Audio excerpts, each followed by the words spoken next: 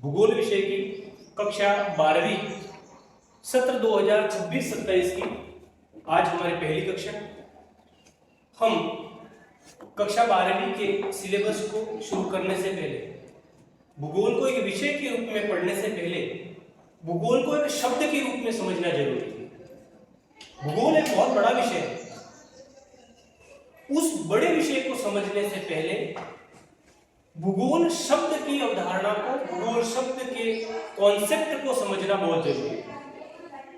सबसे पहले हम शब्द को समझें कि भूगोल शब्द का मतलब क्या होता है, कैसे भूगोल शब्द या ज्योग्राफी प्रचलन में आया। तो नहीं समझेंगे तब तक हम उसको विषय के रूप में नहीं जान पाएंगे।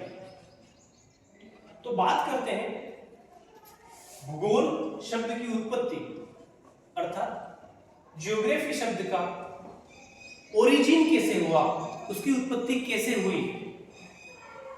तो हम चलते हैं इसके इतिहास की तरफ। ईसा पूर्व 3री शताब्दी, 3rd century BC, before Christ. ईसा पूर्व 3री शताब्दी की बात है। एक भूगोलवेत्ता हुए थे जिनका नाम था इरेटोस्थनीज। क्या नाम था? इरेटोस्थनीज। इरेटोस्थनीज ने भूगोल को एक विषय के रूप में क्लासिफाई करने का काम किया, भूगोल को, और एक शब्द लिया जिसका नाम था ज्योग्राफी। जिसका नाम था ज्योग्राफी। अब ये जो ज्योग्राफी शब्द है, ये जो ज्योग्राफी टर्म है, ये शब्द की उत्पत्ति कैसे हुई, तो दो शब्द है इसमें। एक शब्द है जियो, जीईओ, जियो, और दूसरा शब्द है ग्राफो। कहीं कहीं ग्राफो शब्द मिलता है, कहीं कहीं ग्रेफी मिलता है, GRAPHY, ग्रेफी। तो जियो शब्द का मतलब होता है पृथ्वी, और ग्रेफी का मतलब होता है वर्णन करना, अध्ययन करना या व्याख्या करना, या पृथ्वी के बारे में कुछ लिखना।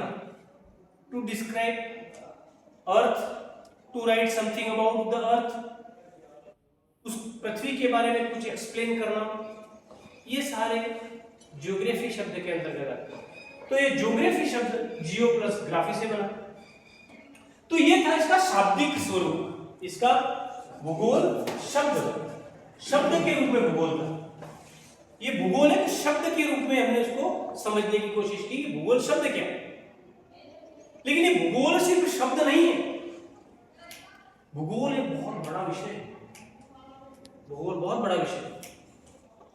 तो उसको अगर हम विषय के रूप में अगर जानने की कोशिश करते हैं, तो भूगोल एक विषय के रूप में, भूगोल को एक विषय के रूप में अगर हम देखते हैं, तो भूगोल की दो प्रमुख बड़ी शाखाएं हैं। दो प्रमुख बड़ी शाखाएं, इसके दो बड़ी विंग है। उसमें एक मानव भूगोल है, ह्यूमन ज्योग्राफी, और दूसरी है भौतिक भूगोल। भौतिक भूगोल यानी कि फिजिकल ज्योग्राफी। दोनों ही अलग अलग है। आपने देखा होगा, आपने कक्षा 11वीं के अंदर मानव भूगोल शब्द को बहुत कम सुना होगा। वहां पर अपना पूरा जो सिलेबस था वो भौतिक भूगोल के ऊपर डिपेंडेंट था, भौतिक भूगोल पर ही डिपेंडेंट था। अपनी 11वीं कक्षा की भूगोल की दोनों ही पुस्तकें भौतिक भूगोल से रिलेटेड थी, फिजिकल ज्योग्राफी के ऊपर ही रिलेटेड थी। अब हमें समझना पड़ेगा फिजिकल ज्योग्राफी क्या है, मानव ज्योग्राफी क्या है।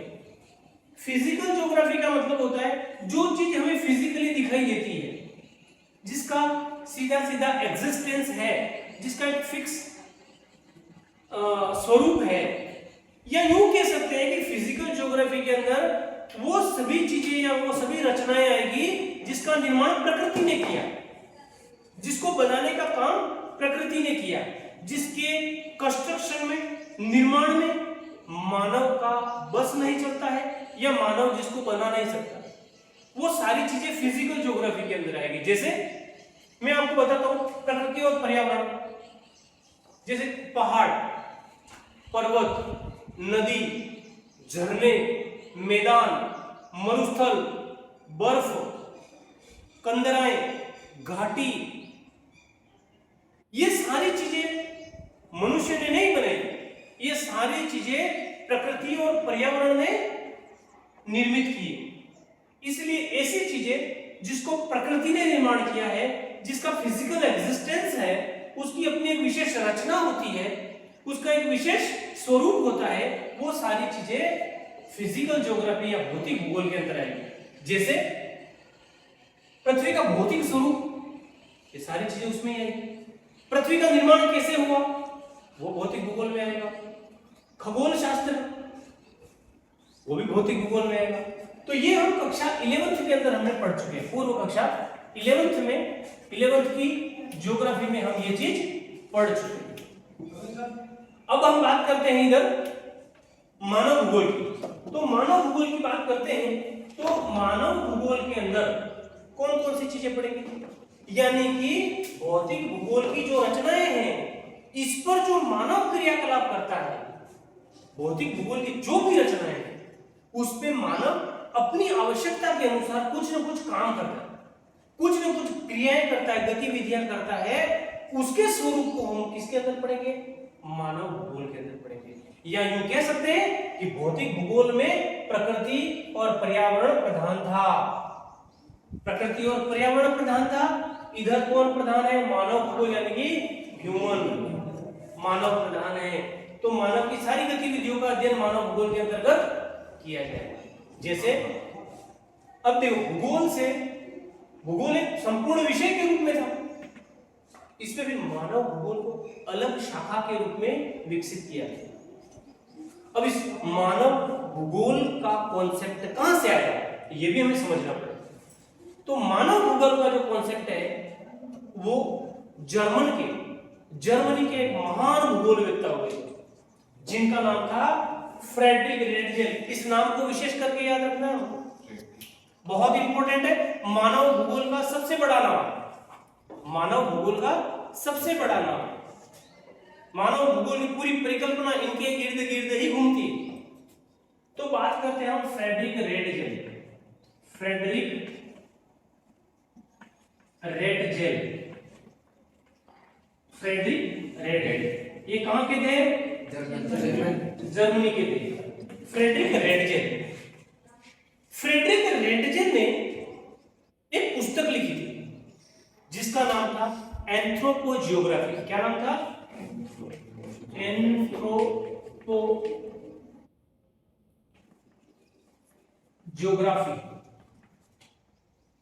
एंथ्रोपोजियोग्राफी। ये एक पुस्तक लिखी, बहुत ही इंपॉर्टेंट है ये एंथ्रोपोजियोग्राफी। ये एक पुस्तक उन्होंने लिखी थी। किसने लिखी थी, फ्रेडरिक रेटजेल।